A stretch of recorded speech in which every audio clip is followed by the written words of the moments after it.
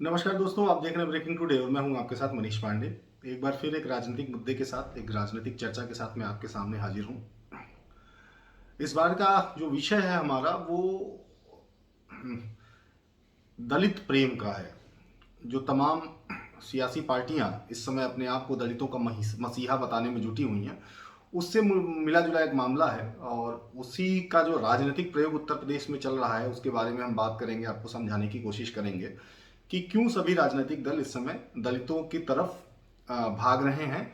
और सबसे बड़ी बात, एक बार उत्तर प्रदेश में समाजवादी पार्टी के जो मुखिया हैं अखिलेश यादव, वो लगातार क्यों दलितों के तरफ आकर्षित हो रहे हैं और उन्हें अपने पक्ष में लाने की कोशिश क्यों कर रहे हैं। शुरुआत करेंगे कल हुए एक कार्यक्रम से। कल उत्तर प्रदेश के रायबरेली जनपद में जो इस समय समाजवादी पार्टी के कद्दावर नेता हैं, जो जिन्हें महासचिव पार्टी का बना रखा है इस समय समाजवादी पार्टी ने, स्वामी प्रसाद मौर्य ने एक कार्यक्रम किया जिसमें काशीराम जी की मूर्ति का जो है अनावरण होना था। और उस कार्यक्रम में उत्तर प्रदेश के पूर्व मुख्यमंत्री अखिलेश यादव पहुंचे।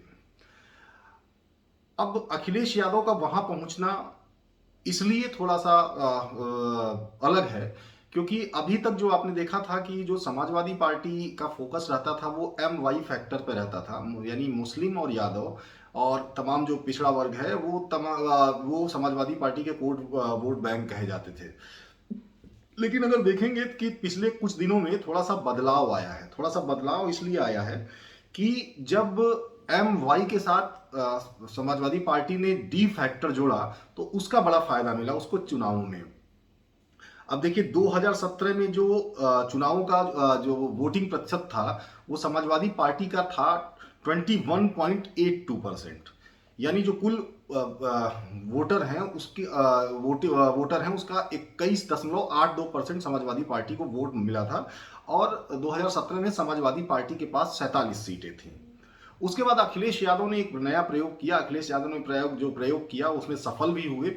अखिलेश यादव ने जो दलित नेता बहुजन समाज पार्टी से नाखुश थे वो उनकी तरफ आए और उनका जो वोटिंग प्रतिशत था वो 2022 में बढ़ के 32.05 हो गया। यानी दलितों को अपने खेमे में करने में काफी हद तक अखिलेश यादव कामयाब रहे। तमाम जो बहुजन समाज पार्टी के नेता थे उसमें वो उनके पार्टी में आए, अंबेडकर नगर और तमाम जिलों के बड़े नेता जो समाजवादी पार्टी में अब पदाधिकारी हैं वो कभी बहुजन समाज पार्टी में बड़ी हैसियत रखते थे। और 2022 में जब अखिलेश यादव ने इन लोगों के साथ मिलकर चुनाव लड़ा तो उसका काफी बड़ा फायदा हुआ उनको।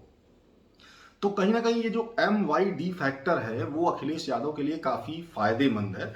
अब इसी डी वोट बैंक के लिए इस समय बीजेपी भी लगी हुई है क्योंकि आप देखेंगे 2022 में एक अच्छा खासा वोट बीजेपी को भी गया है। तो ये जो डी वोट बैंक है उत्तर प्रदेश में पारंपरिक तौर पर इसे बहुजन समाज पार्टी का माना जाता था। बहुजन समाज पार्टी के पक्ष में हमेशा जो दलित वोटर है, जो दलित मतदाता है वो मतदान करता था। वो बहुजन समाज पार्टी का वोट बैंक था, बेस वोट बैंक था। लेकिन अब बाकी जो सियासी दल हैं उन्होंने इसमें सेंध लगानी शुरू कर दी है। अखिलेश यादव को भी ये समझ में आ गया कि अगर उन्होंने दलितों को अपने पक्ष में कर किया तो कड़ी टक्कर दे सकते हैं और कड़ी टक्कर ही नहीं बल्कि अपने मकसद में कामयाब भी हो सकते हैं। तो इसी में लिहाजा काम चल रहा है सभी राजनीतिक दलों का। हालांकि बहुजन समाज पार्टी की जो मुखिया हैं मायावती, उन्होंने, आप सोचिए, अभी 2 दिन पहले उनका बयान आया था और उन्होंने फिर एक बार कई वर्षों, मतलब दशकों पुराने गेस्ट हाउस कांड का जिक्र किया और फिर एक बार गेस्ट हाउस कांड का नाम लेके सनसनी फैला दी कि अगर गेस्ट हाउस कांड नहीं होता तो इस समय जो उत्तर प्रदेश है, उत्तर प्रदेश सहित देश में जो है समाजवादी पार्टी और बहुजन समाज पार्टी दोनों मिलकर राज करते हैं। फिलहाल सियासी पार्टियां हैं, सबकी अलग अलग सोच है, अलग अलग विचारधारा और सबका काम करने का अलग अलग तरीका है। लेकिन इन सब खबरों के बीच में थोड़ी सी बात हम आपको और समझाने की कोशिश करेंगे और एक और मुद्दा जो गौर करने वाला है उस पर आपको उस पर थोड़ा सा ध्यान आकर्षण करेंगे आपका। कल जब रायबरेली में ये कार्यक्रम हो रहा था तो रायबरेली में एक जो खबर निकल के आई वो थोड़ी सी खटक रही है मुझे। जाहिर तौर पर अखिलेश यादव धीरे धीरे जो उन्होंने रणनीति बनाई है धीरे धीरे वो आगे बढ़ रहे हैं और धीरे धीरे उसका फायदा भी उन्हें मिल रहा है। लेकिन कल रायबरेली में उन्होंने अपने पार्टी के जो दो कद्दावर नेता, एक स्वामी प्रसाद मौर्य और दूसरे मनोज पांडे, स्वामी प्रसाद मौर्य 2022 में समाजवादी पार्टी के साथ जुड़े और उन्हें इस समय पार्टी के महत्वपूर्ण पद पर रखा गया है। लेकिन मनोज पांडे दशकों से समाजवादी पार्टी के साथ जुड़े हुए हैं और रायबरेली के ऊंचाहार से विधायक हैं और विधानसभा में समाजवादी पार्टी के मुख्य सचेतक भी हैं, यानी अखिलेश यादव के काफ़ी करीब हैं। लेकिन आप सोचिए, अखिलेश यादव का रायबरेली जिले में प्रोग्राम होता है और अखिलेश यादव के प्रोग्राम में एक मंच पर स्वामी प्रसाद मौर्य और मनोज पांडे एक साथ कहीं नहीं दिखाई पड़ते। मतलब इतनी दूरियां हैं समाजवादी पार्टी के दो ताकतवर नेताओं में, कितनी दूरियां हैं। दरअसल इसके पीछे का भी इतिहास बताएं आपको। स्वामी प्रसाद मौर्य 2012 से रायबरेली के ऊंचाहार सीट पर अपने बेटे को विधायक बनाना चाहते हैं, लेकिन आज तक वो अपने मंसूबे में कामयाब नहीं हो पाए। 2017 में उन्होंने अपने बेटे को वहां से चुनाव भी लड़ाया।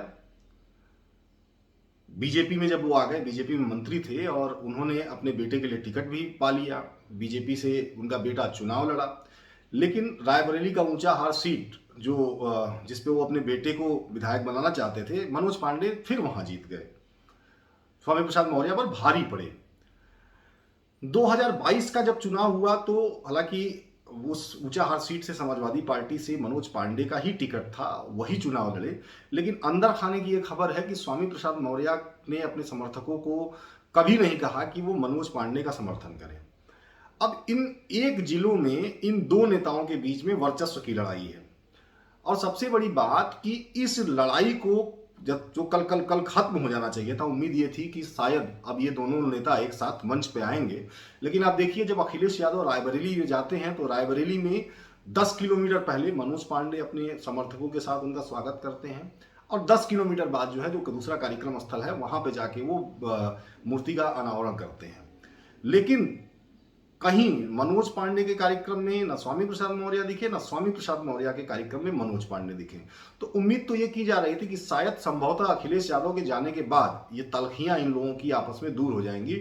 लेकिन नेता तो ठहरे नेता, स्वामी जी, उन्हें बहुत अनुभव है कब कहाँ कैसे किस मतलब दिशा में जाना है। हालांकि 2022 में उनका थोड़ा सा दांव उल्टा पड़ गया, नहीं तो अब तक हमेशा वो सफल नेता ही कहे जाते हैं। मायावती की सरकार में भी वो अहम पद पे थे, अहम विभाग उनके पास था और बसपा में भी बड़े नेताओं के रूप में उन्हें जाना जाता था। बीजेपी में आके थोड़ा असहज हो गए। पहले ये लगा उन्हें कि उन्होंने निर्णय सही लिया है, लेकिन जब उनको विभाग मिला और विभागों का जो कामकाज जब उन्हें देखने को मिला तो उन्हें लगा बसपा की तरीके से ही जो है काम होगा। लेकिन वहाँ पर भी चूंकि जो 2017 के बाद जो सरकार 2017 के बाद जो सरकार आई है, उसके बाद जो है थोड़ा सा काम काज करने का तरीका उत्तर प्रदेश में बदल गया और नेताओं से ज़्यादा विभागों में अफसर हावी होने लगे। तो ये उनकी नाराजगी थी, लिहाजा बिटिया को भी उन्होंने सांसद बना लिया अपने बदायूं से, बेटे को भी उन्होंने बीजेपी की टिकट पर चुनाव लड़वाया, लेकिन फिलहाल सफल नहीं होने पाए।